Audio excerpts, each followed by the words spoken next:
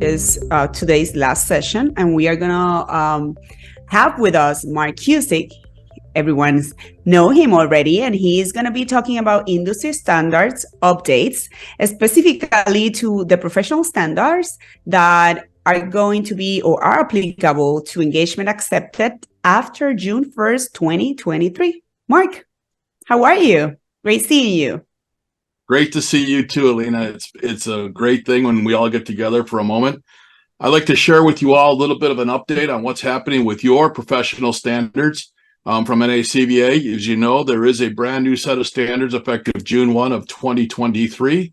I'll go through a couple of the nuances and what changed as we go forward. But I really like to show you what's happening on our NACVA website.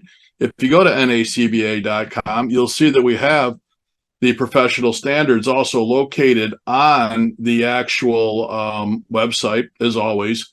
But now it's kind of expanded a little bit, right? We have our current professional standards, and then we have the historical standards that we had before.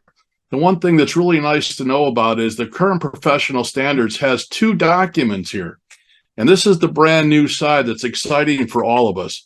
The NACVA current professional standards effective June 1, 2023 are right here and present, and you just click on them and you'll have the entire process of what's happening here with the new set of standards, right? But then also, if you go in here, you have the GA-CVAs, and you might ask what that's all about, right? Well, we're happy to tell you that the GA-CVA standards is identical to the NACVA standards. However, that brand new document now for global associations of certified valuers and analysts is now available. You'll see that there's a preclude to the GA-CVA standards and why they're here, what they're for. And it's really about the international chapters and giving them the ability to understand that we have another vehicle for them and their standards. One thing that's going to happen with the GA-CVA standards is footnotes on a country-by-country basis. NACVA has taken the leadership role in this area. Instead of trying to water down all of the standards around the world to fit into one envelope, we know that that's not true. So we still have our particular set of NACVA standards, right? And they're still principle-based standards, not rule-based standards. However, this will give guidance to each of the chapters around the world, and by country-specific scenarios, they're drafting footnotes that are going to go to the GA-CVA professional standards, giving guidance around the world on a country-by-country basis for all of the additional standards that each country may have to bear above and beyond the NACVA standards to give them pure guidance when they're doing their work, not only in the United States, but also what's happening now worldwide. And being a leader in this area and really helping them generate that capability gives you the ability to state how you are now part of an organization that is given leadership around the world. It is going to expand the quality and expand the direction for all of the CVAs, whether they're around the Global Association or around the NACVA standards. Now, the one thing that both have in common here that is new is if you take a look at the NACVA standards and you go all the way to the glossary section, the glossary section has now been removed from the international standards as well as the North American standards. The international glossary is now referenced into two documents that we have on our website as you go to the professional standards. And if you take a look, you'll see here that we have the comparison charts, and we also have glossary and valuation terms. The NACVA Standards Committee has gone to great lengths to looking at each one of these different individual charts. And when you take a look at the glossary of the appraisal terms, they're mapped out exactly as the Mays documents were drafted really on in the beginning. So when you take a look now, you have the International Glossary of Appraisal Terms. You take a look, and each one of the organizations now is listed on top with their current definition of any of the terms that are currently in effect as of their standards or through their websites. So if in fact they in tune added more documents, more words, more terms to their standards, they're listed here as well. So you now have a complete scenario of all of the different language, all of the different terms, all the glossary issues, not only from NACVA, but USPAP, ASA, AICPA, the International Glossary, as well as going through the international side and bringing in also the entire section from the each one of the RICs and the Canadians as well. And as you go through that process, you take a look at each one of the different charts. You have here the different international terms. These are the ones that are coming through the IVSC, RICS, and the Canadian Institute, right? So you have literally all of the professional organizations that are credentialing individuals now available to give you the terms which you now can use throughout your booking of your reports. I highly suggest you use the definition as it's stated, but also reference that within your document, within your report, so that people don't have to go find them. But as a result, the glossary has been expanded into a much bigger, a much better scenario for all of you, that's given you direction as to the new terminology on a consistently updated basis.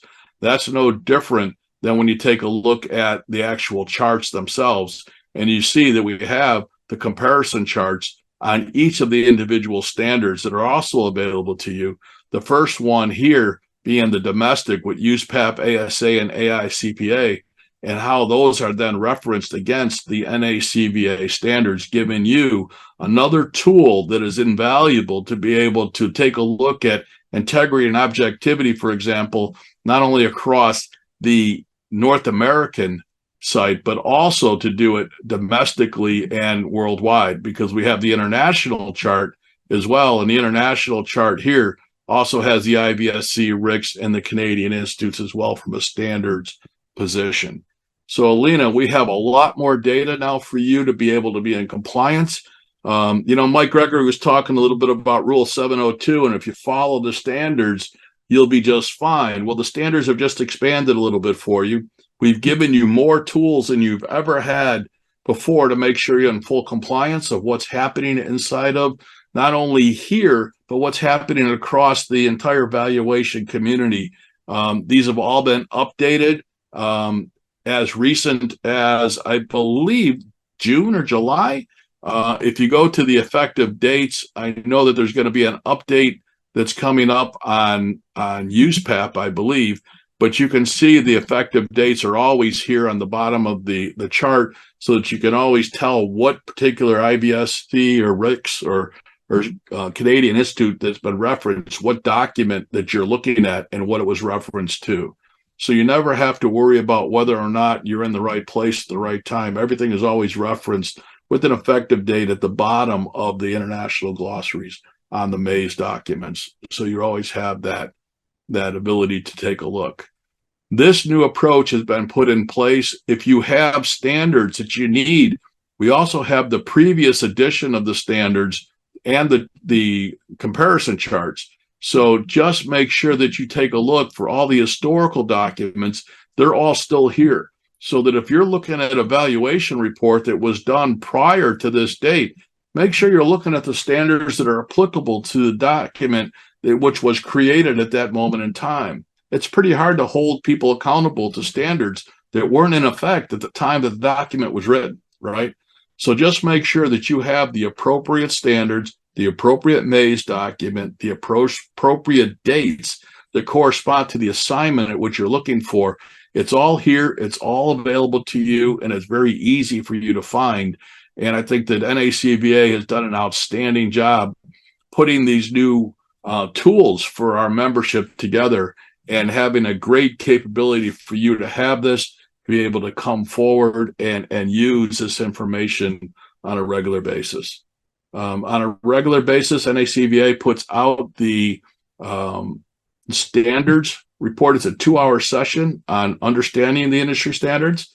I do a lot of those particular reviews. Feel free to join us for a couple of hours, and we'll teach you how not only to stay compliant with those particular standards, but how you use those on a daily basis to help enhance your business and to make your business grow by utilizing these standards and making sure that as you do that, you're in full compliance. And we welcome all of you to join us on a couple of 2-hour session, and we'll make it worthwhile. We don't sit and read the standards to you. I believe that you can read those on your own, but we're going to teach you how to apply them effectively and efficiently to help you grow your business and be in compliance. Alina, any other questions? No questions. I was looking at let me see. There is a question about how the NACBA report checklist been updated to. If so, where do we locate them? Yeah, the checklists are all being done as we speak, and all of those are going to be updated, and everything is going to come. The Q&As are being updated as well.